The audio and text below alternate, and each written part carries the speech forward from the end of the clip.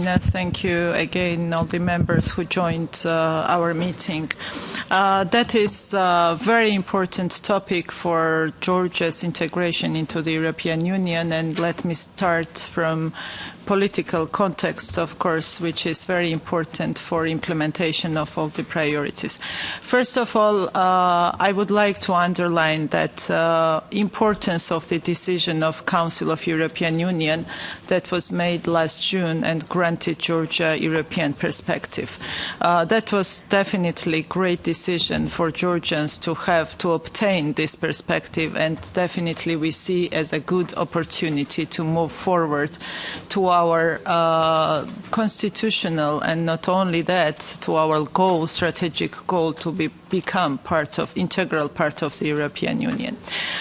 Of course, that decision that was differentiated from Ukraine and Moldova, and Georgia was not granted candidate status, caused some frustration in our society and political circles as well, especially in government, because if we look, and I will repeat here our position, if you look from the angle of merit-based approach, Georgia is very much advanced in European integration road, and that was proved also by European Commission report that was published in February this year, based on the questionnaires that we filled after application for the EU membership, and that is also, something that we are talking all the time since 2014 when we signed the association agreement. And you, dear Marina, also mentioned in your opening remark that Georgia was a leader among Eastern Partnership countries, and that status of being leader among these countries did not come out of the blue for Georgians. It really was based on huge work undertaken by Georgian authorities, lots of political decisions that made it happen to proceed and to move forward on different reform agenda in different fields. But nevertheless, 12 recommendations that were given to Georgia in order to obtain candidate status and to move forward on our European integration path were taken very seriously by Georgian authorities, and we saw it as an opportunity to deliver on it and to also use that momentum when, as you rightly mentioned, window is open for EU enlargement discussions, and member states will have another discussions later this year, and we hope that Georgia will be treated based on its achievement that has been already reported by the European Commission and clearly indicates commitment of Georgia on its European integration agenda, and of course that 12 recommendations that were provided to Georgia and the implementation that has been already carried out. Of course, this is not that easy process. You will find that little books showing what has been done. It is kind of self-assessment we made in this process of implementation, just to inform you on a written way what has been done, because we took, as I mentioned, very seriously the work on priorities, and immediately as soon as European Council adopted recommendations, we created working process in the Parliament. From 1st of July last year, 9 working groups were established, and work started in the Parliament to start addressing these recommendations from the European Commission. Of course, we understand, and that was our understanding when we initiated the process of implementation, that process itself matters. And of course, our intention was from the very beginning to engage as much as possible with all political forces. But of course, they are There are no any tools in our hands. If some politicians does not want to be part of working group, you can't really push them to do that. But I have to mention that some political parties from opposition in the parliament, from the very beginning made it very clear that they want to be part of that process, realize how important it is for Georgia, and they decided to participate in the working groups. But there are some political parties in the parliament of Georgia. They are, as usual, very loud when it comes talking about Georgia's European aspirations or active topics of Georgian politics, but they did not join the working groups, these three political parties, but that was, kind of their choice. But, the working process on recommendations was conducted not only in the working groups or committees of the Parliament of Georgia, relevant committees. We are engaged in the process. So working groups were created in order to also ensure that one of the recommendations, which is engagement with civil society, was addressed, and we invited civil society organizations to take part in these working groups.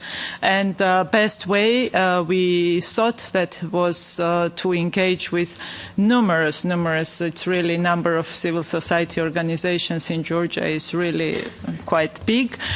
We asked Civil Society Forum to be kind of, partner in this process and provide civil society or organization representatives for each and every group. And I have to mention as well that Speaker of the Parliament himself personally decided to chair this process or to monitor that process of implementation himself, so that to underline that how important it is for Georgia and for Georgian Parliament and for those members who were part of this process to address all the priorities. I will mention just here, because you also referred to 12 priorities in your opening remarks, making kind of assessment where we stand in terms of implementation. I would like to, stress on that we understand that it is European Commission who will be assessing job that is done by Georgian side. We also understand that this is quite intensive process that is already started and going on, and it is not only like asking government representatives what has been done. We know that it is very inclusive process, and the European Commission will make its assessments in the autumn. But meanwhile, this mid-term assessments from politicians very often are used by Georgian politicians, especially from opposition, if it is saying that something is not done or something is not enough, very much used to actually to hamper number one priority in the list of 12 priorities, which is called depolarization, and it is very often used for vice versa to polarize the political climate in Georgia.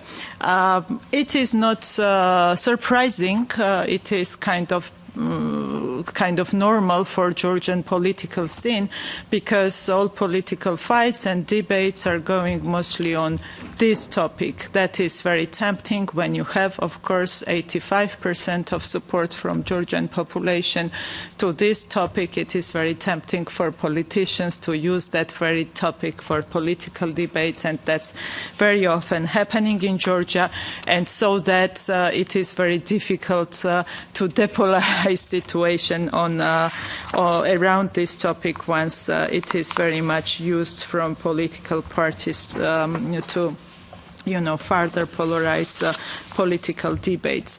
I will highlight a couple of key recommendations or key steps that we are taken by Parliament of Georgia. Then I don't want to speak a lot. Of course, we are open to answer any questions that will be raised here, and my colleagues also will probably add some specifics on this or that recommendations.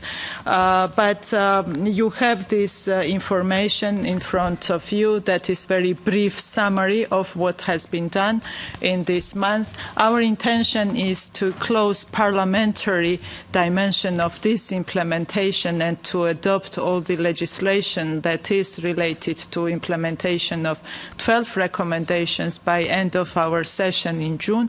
So that, well, it is difficult to talk about percentages, but from the Parliament point of view, we can tell that we have done everything what was related to implementation of 12 recommendations, and we have adopted all the necessary legislations. And of course, it is then up to assessment to assess whether it is fully complies to what EU expected from us to do. But meanwhile, the process, of course, it is important to have time to time discussions, because not all the recommendations are very often very clear and specific. It gives, and leaves spaces for interpretations, and we have seen it when the recommendations were adopted and put forward. We have seen lots of different interpretations from civil society organizations, from politicians, from different groups, how they understand this or that sentence written in the recommendations. To avoid that, best is to have clear legal framework on that. That is kind of addressing to all the recommendations. So briefly to address, well, depolarization is something quite tough for Georgian political climate, but this is also something that requires commitment from all political forces. That is recommendation that is very difficult to implement from one political force, and if only one political force needs or tries to depolarize situation, that definitely won't be possible if everybody will not try that. And as I mentioned, it is quite challenging when it comes to European Union topic, and especially when granting candidate status is very much debated in political circles. It is quite active, how to say, in our political climate, but we definitely try to address that. But it is also kind of would be fair to say that polarization is not a unique thing for Georgia. It is happening in many countries. There is no clear guideline what is accepted polarization level for democratic countries. I myself, I am born in Soviet Union, and I am always saying that. And that time there was only one political party with only one political agenda, and that is not something. And probably that was the situation when everything was depolarized. But this is not the goal to achieve. Definitely, we don't want to see something similar. And for democratic society, pluralism and diversity in political ideas, that is absolutely valuable. But definitely, if we talk about culture, how to debate on political scene, that is something that we all need to think probably and improve ourselves, definitely. Priority that is related to functioning state institutions. That is something that we are looking at for a long time, and I think Georgia is already one of the good examples of how institutions are working in Georgia. But nevertheless, we tried to address this recommendation to further improve parliamentary oversight oversight and introduced relevant changes into our legislation. And I have to say and probably those who follow Georgian parliamentary work will agree on that.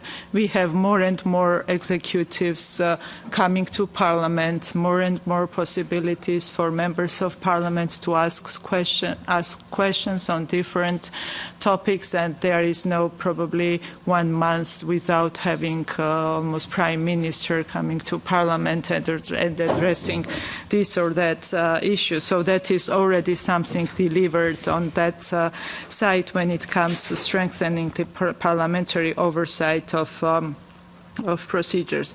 Electoral reform, that is something which can be one of the successful processes that we conducted in the Parliament when it comes to implementation of 12 priorities.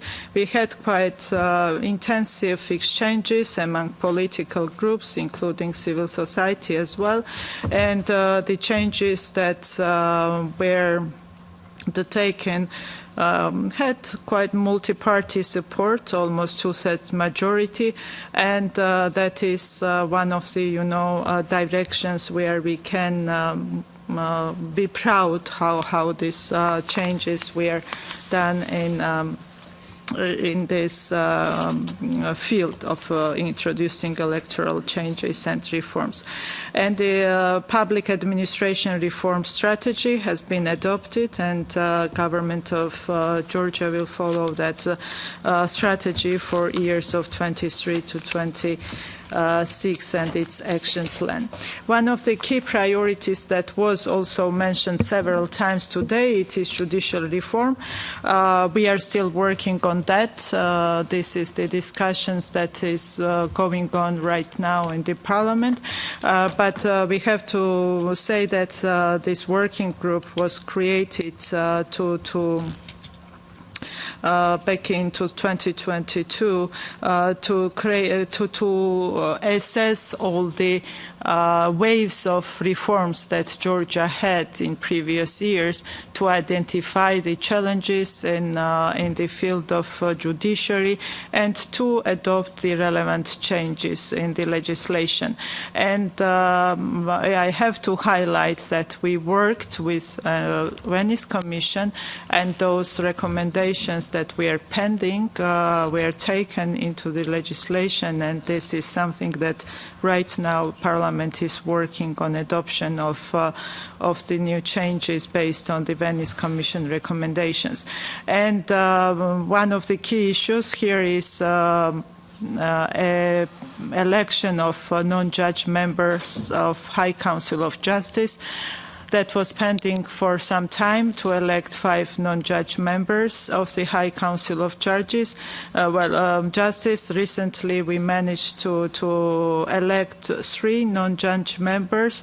Well, I hope that we will manage to complete this process, but that is something where ruling majority is not capable, is not able to fill this alone without support from some opposition parties or people who would share that importance of this priority. That is definitely very important. We are trying our best to move forward on that direction. Strengthening anti-corruption agency and efforts that are related to anti-corruption activities. We have to highlight probably that Georgia is one of the countries who can be proud in terms of achieving quite big progress in terms of fight against corruption, and all the numbers that or different studies show that we are quite good in that terms. But of course there is always place for improvement. There is no single country free from corruption completely, and what is important for us to have proper institutional framework on place to address challenges when it comes to corruption. And under this priority, we have established Anti-Corruption Bureau, based on the legislative changes of 30th November 2022, and new bureau is already working, and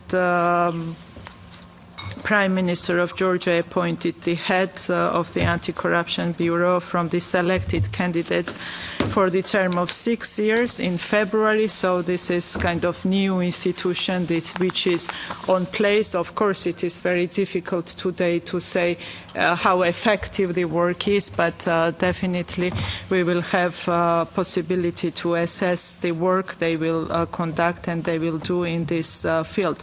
But that is definitely one of the priorities, because something that we are really proud of in that direction, and it is achieved by Georgia, and consistently moving kind of ahead in this direction. Yeah, I will try. Yeah, I will not. This is the first ones are the. How to say the most important. De-oligarchization is one of the also very highly discussed priorities. I will be very brief here. The best way to tackle something that is identified in recommendations is to adopt legislation. That was the way we chose to draft law on de-oligarchization. You know very well that there is not that big examples in international area on this topic, and only law that we had on table was Ukrainian one, and that was used by Georgian parliament to draft first law. We have received comments from Venice Commission, which we are integrated into the law drafts, and we decided, and that was the request from the European Commission as well, to send the second draft, which was very substantially changed and very different from the first one, to send it again to Venice Commission, and we are waiting for their feedback on that. But I have to highlight one thing here. So we hear very often personal approach or systemic approach when it comes to oligarchization and how to tackle it.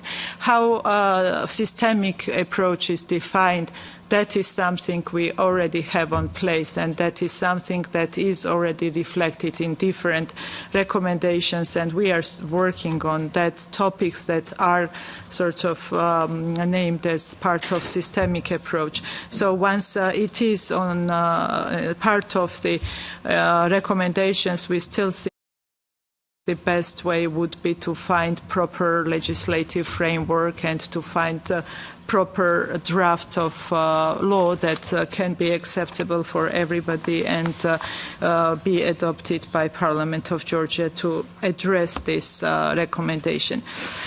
I will not go into the details of all of them. Fight against organized crime, that is something that we are quite also successful in addressing that, but Parliament adopted action plan to put on the table different actions that should be, implemented under this recommendation, and of course different agencies will be working on this topic. Independent media environment, that is also something that mentioned several times.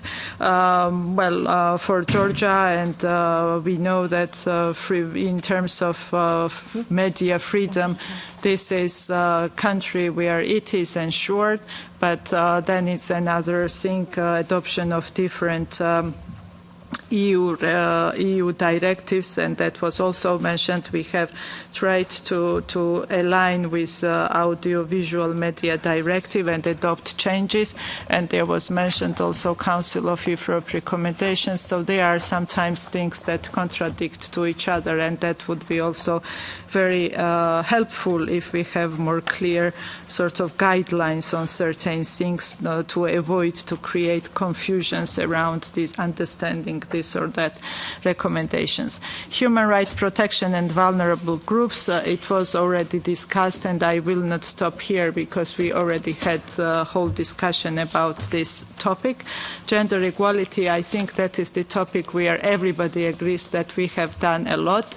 And position opposition, I have heard comments from opposition representatives as well in my committee that is something that is fully addressed from the recommendations. Involvement of civil society in decision making, I already said how we tried to implement that recommendation, so I will not stop here anymore.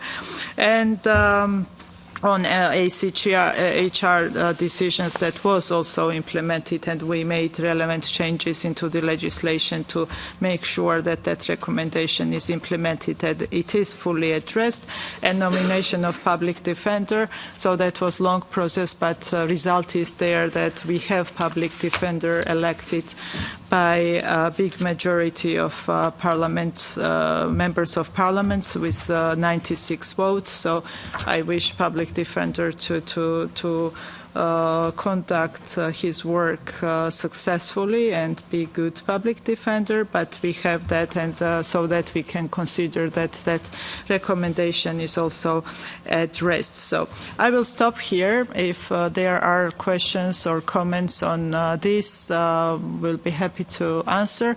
And well, in brief, you have short books on your table, and of course you can always go into the details of the implementation process. Thank you.